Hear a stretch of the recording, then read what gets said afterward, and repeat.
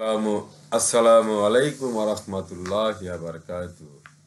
হযরত আয়েশা রাদিয়াল্লাহু তাআলা আনহু থেকে বর্ণিত, তিনি বলেন, রাসূলুল্লাহ সাল্লাল্লাহু আলাইহি ওয়াসাল্লামের নিকট ওহী আগমনের সূচনা হয় ঘুমের মধ্যে স্বপ্নাকারে।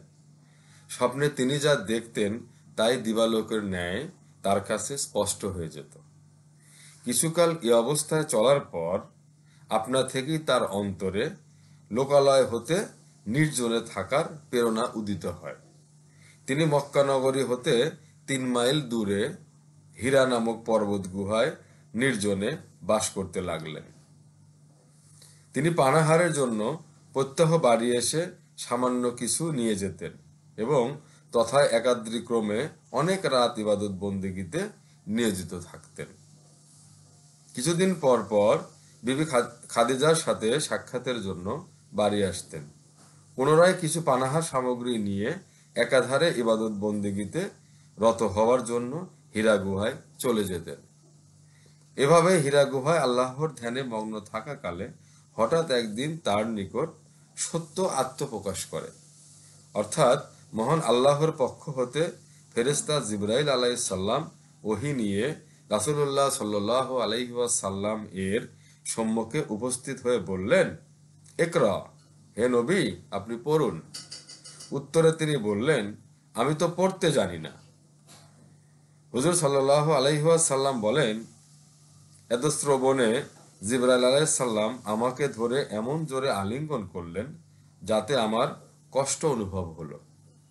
তারপর তিনি আমাকে ছেড়ে দিয়ে পুনরায় বললেন, ইকরা, আপনি পড়ুন। উত্তরে আমি বললাম, আমি তো পড়তে জানি না। এত শ্রবণে উক্ত ফেরেশতা পুনরায় আমাকে আলিঙ্গন করলেন। আবারও আমার কষ্ট অনুভূত হতে লাগলো। তারপর আমাকে ছেড়ে দিয়ে বলল, আপনি পড়ুন। আমি পূর্বের ন্যায় বললাম, আমি তো কখনো পড়ার অভ্যাস করিনি। হযরত জিবরাইল আলাইহিস সালাম তৃতীয়বার আমাকে আলিঙ্গন করে ছেড়ে দিয়ে বললেন, ইকরা বিসমি রাব্বিকাল্লাযী খালাক, খালাকাল ইনসানা মিন আলাক, ইকরা ওয়া রাব্বুল আকরাম।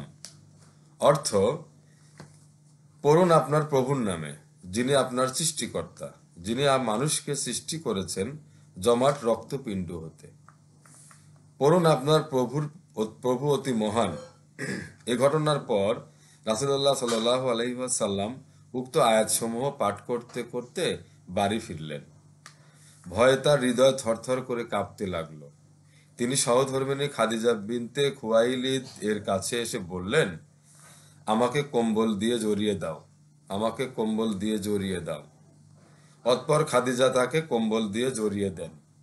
কিছুদিন পর পর এ ভাব কেটে গেলে তিনি বিবি খাদিজাকে সব বৃত্তান্ত খুলে বলেন। তিনি বুঝতে পারলেন তার উপরে বিরাট দায়িত্ব অর্পিত হতে যাচ্ছে। তাই তিনি খাদিজাকে বললেন, আল্লাহর শপথ, আমি মনে মনে ভয় পাচ্ছি এই বিরাট দায়িত্ব আমি আদায় করতে পারবো কিনা। তখন তীক্ষ্ণ বুদ্ধি সম্পন্ন খাদিজা রাদিয়াল্লাহু তাআলা আনহা রাসূলুল্লাহ সাল্লাল্লাহু আলাইহি ওয়াসাল্লামকে সান্ত্বনা দিয়ে বললেন, আল্লাহর কসম, কিছুতেই নয়। মহান আল্লাহ আপনাকে কখনো অপদস্থ করবেন না। আল্লাহ আপনাকে অবশ্যই সাহায্য করবেন, কেননা মানবতার চরম উৎকর্ষের মূল সব গুণই আপনার মধ্যে বিদ্যমান আছে। আপনি আত্মীয় স্বজনদের সাথে সদ্ব্যবহার করেন, আত্মীয়তার হক আদায় করেন, এতিম, বিধবা তথা অক্ষমদের খাওয়া পরা ও থাকার বন্দোবস্ত করে থাকেন, বেকারদের কর্মসংস্থান করেন, অতিথি সৎকার করে থাকেন, প্রাকৃতিক দুর্যোগে দুস্থ মানুষদের সাহায্যে জীবন উৎসর্গ প্রস্তুত থাকেন। সুতরাং এই অবস্থায় আপনার ভয় পাওয়ার কোনো কারণ নেই। আলহামদুলিল্লাহ।